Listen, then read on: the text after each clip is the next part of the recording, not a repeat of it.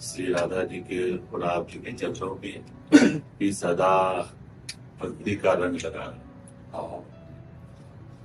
अब आप सब तो पार्षद ही हैं प्रभु के, जैसे अपने लोग वेश धारण किए हैं, तो अपना तो एक उद्देश्य ही केवल भजन है।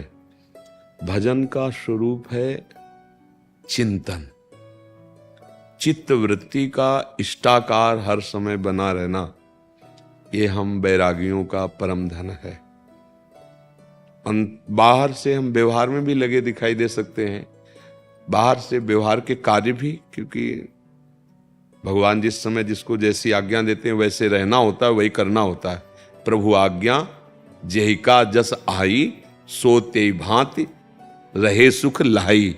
अगर प्रभु ने आज्ञा किया कि आपको समाज में उतरना है, आपको तो करनी पड़ेगी, प्रभु की आज्ञा है। पर चिंतन ये हमारी तरफ की बात है। हमारा चिंतन आपसे नहीं हटेगा, चाहे कुछ भी कर लो प्रभु, कटवा दो एक एक अंग तो भी राधा राधा ही निकलेगा। आप नहीं, आपके सामने कोई भी प्रलोभन हमको आपसे हटा नहीं सकता। ये हम बैरागियों का दृढ़ अंदर से निष्ठा होनी चाहिए। एक तरफ त्रिभुवन का सब सुख और एक तरफ भगवान के चरणारविंद। नहीं नहीं, बस यही अंदर से ध्यान रखना है कि हमको रोका जाएगा, क्योंकि हम भगवत पार्षद हैं। तो माया भी भगवान की है, वो अपने पार्षदों को भेजेगी, चेक करो ये भगवत पार्षद जा रहा है, इसके अंदर भगवत निष्ठा कितनी है। आगे फैला देगी अपना स्वरूप, शब्द स्पर्श रूप रस गंध की बाजार फेंक देगी सामने। लेकिन नहीं, राम काज कीने बिन मोहि कहा हम मनोरंजन नहीं कर सकते। ऐ माया, तू उनको फंसा सकती है जिसके हृदय में गुरु कृपा नहीं है, जिसके हृदय में ठाकुर चिंतन नहीं। अब नहीं, राम काज कीने बिन मोहि कहा विश्राम। हनुमान जी ने कहा ले भगवान के कार्य के लिए निकले हैं ना, प्राण त्याग सकते हैं, कुपंथ में कदम नहीं रख सकते, चिंतन नहीं छोड़ सकते। त्रिभुवन की राजलक्ष्मी देने पर भी जो भगवान के चिंतन को न छोड़े, वो भगवत पार्षद, वो महाभागवत हम लोगों का परम धन है। अंदर ही अंदर अपने प्रभु के चिंतन में व्यवहार करते, बात करते, क्रियाएं करते, चेष्टा करते, खाते पीते चलते सब दिखाई देते हैं संत जन। ऐसा लगता है कि हम में इनमें क्या अंतर है, बस यही अंतर है, तुम अंदर से संसार का चिंतन करते हो और वो संसार के स्वामी के चिंतन में रहते।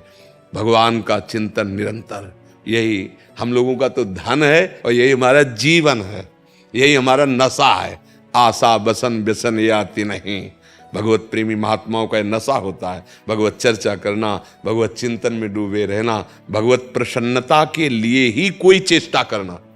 अब हमारी इंद्रियां बिकी हुई हैं, हमारा मन, हमारा तन, हमारा प्राण गुरुदेव को बिक चुका है और बदले में गुरुदेव ने अपना सच्चिदानंद स्वरूप, युगल स्वरूप दिया है।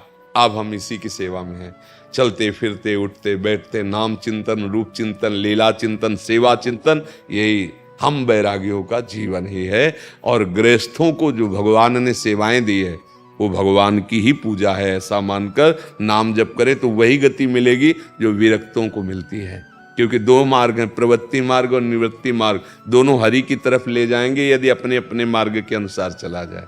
जी, सबसे बड़ी प्रसन्नता मुझे दी है, स्वामी जी का सुनता रहता यूट्यूब पर भी, लाइव सोशल मीडिया, कि आप बहुत ज्यादा भजन पर ही जोर देते हैं कि भजन ही सब कुछ है, कि दुनिया की वस्तु ना मांगो मेरे से आकर, भजन ही मांगो, सब कुछ मिल जाएगा। तो मैं जे बड़ी कृपा है भी, ऐसा बिरले ही महापुरुष रह चुके हैं जो ऐसा आदेश करते हैं। क्योंकि जब सार वस्तु पर विचार जाता है, हम कई बार विनोद में कहा है अपने जैसे से कि तुम एक वस्तु मांग लो, तुम मांगो एक वस्तु, दूसरी ना मांगना पड़े। अब बोलो तुम क्या चाहते हो, दूसरी ना मांगना पड़े, जीवन में ना मांगना पड़े, बोलो क्या चाहते हो। जैसे सबसे कहा है, तो चुप कोई नहीं बोले। उनमें जो सत्संगी वही कहते एकमात्र भगवान हाँ, तो सार बात निकल के आती है कि यदि आप भजन करोगे तो आपको यहां भी सुख। हमारे आचार्य हरिवंश महाप्रभु कहते हैं इह परलोक सकल सुख पावत, मेरी सो भैया कृष्ण गुण संत। और क्या हुआ कि इस शरीर का जन्म ब्राह्मण कुल में हुआ था, तो वहाँ सदाचार परायणता और संध्या बंदन आदि, तो बचपन से शास्त्रों का स्वाध्याय। अच्छा 13 वर्ष 14 वर्ष की अवस्था में भगवत मार्ग में निकले तो ऐसे महात्माओं का संग मिला जो पूरे जिंच हर समय हाँ कसते रहे, तो उससे सार बात समझ में आ गई कि जीवन का सार विषय भगवत प्राप्ति। वो फिर जैसे सभी जन आते हैं तो हमें लगता है मेरे भगवान इस रूप में आते हैं प्रश्नकर्ता बन के, तो सार बात है आप अपने स्वरूप को समझो, आप भजन में लगो। ये भ्रम में मत रहो, ये हम इसलिए कहते हैं ना, भ्रम में मत रहो कि तुम्हारे दुख कोई दूसरा दूर कर देगा, नहीं कर सकता। तुम कौन काहू के सुख दुख कर दाता, निज कृत कर्म भोग सुन ब्राता। तुम ऐसा करो कि दुखों को मिटाकर आनंद में कूद पड़ो, तुम कर सकते हो, दूसरा नहीं। हाँ दूसरा जो कृपालु सदगुरुदेव संत हैं आचार्य जन, वो राह बताते हैं, चलना तुम्हें पड़ेगा। कोई तुम्हारे दुख दूर दे दे पैसा दे के, तो त्रिभुवन में ऐसा आज तक कोई जादूगर पैदा नहीं हुआ। हाँ दुख दूर होने का उपाय संत जन बता रहे हैं।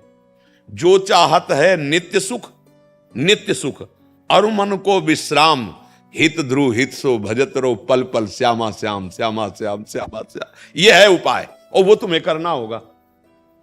बस इस शरीर के राग से मुक्त हो जाओ, काम क्रोध विकारों से मुक्त हो जाओ, इससे मुक्त होने का अवसर मिला है। ये होगा तुम्हारे भजन से, तुम्हारे साधना से, तुम्हारे सद्विचार से। इसीलिए इसी पर जोर देते हैं। ये कोई कहता हमारी फैक्ट्री नहीं चलती, हमारा ये नहीं चलता, तो भैया इस पर हम नहीं, हाँ आप इस पर और विचार करो। जैसे महाराज हमारा रोग, बहुत बड़े बड़े अस्पताल हैं, डॉक्टर हैं, सर्जन, उनसे सलाह लो। नहीं, हाँ हम भवरोग की बीमारी के सर्जन हैं, पक्का गारंटी से।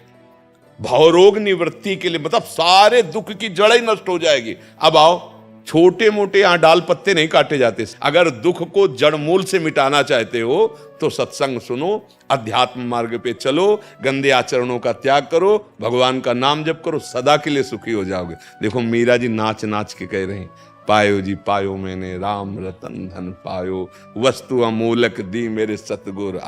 नाच नाच के कह रहे हैं। तो आपको वही भी है, श्याम सुंदर मीरा जी के थोड़ी है, आपके भी हैं। भगवान कह रहे हैं सब मम प्रिय सब मम उपजाए। आप भी भजन करो, भजन ही दुख निवृत्ति का उपाय है।